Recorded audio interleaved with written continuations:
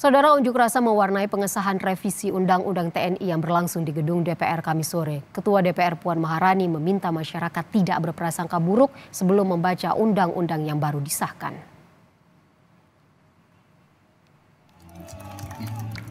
Unjuk rasa menentang pengesahan revisi Undang-Undang TNI terjadi di sejumlah daerah Kamis sore. Di Bandung, Jawa Barat, aksi massa yang tergabung dari beberapa universitas ini mulai memanas ketika mereka mulai melempari gedung DPRD Jawa Barat dengan batu dan bom molotov. Beberapa pendemo mencoba masuk ke dalam gedung DPRD. Kawat berduri yang telah dipasang di pagar depan dipotong dengan menggunakan alat pemotong besi.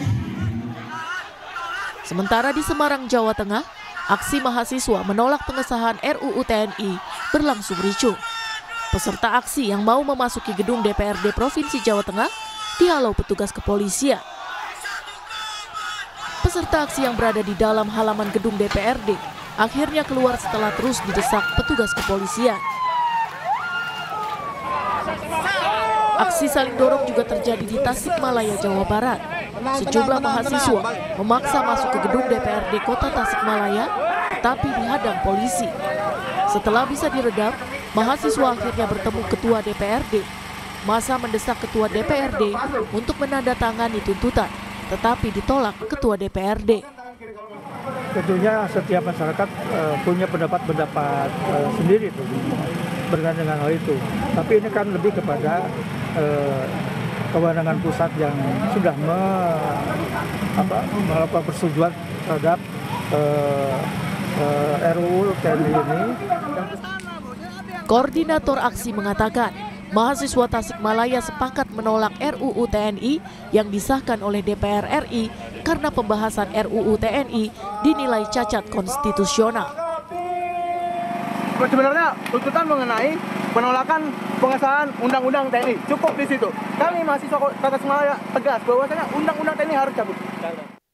Sebelumnya DPR resmi mengesahkan RUU tentang perubahan atas Undang-Undang Nomor 34 Tahun 2004 tentang TNI menjadi undang-undang dalam rapat paripurna yang dihadiri sejumlah menteri Kamis siang.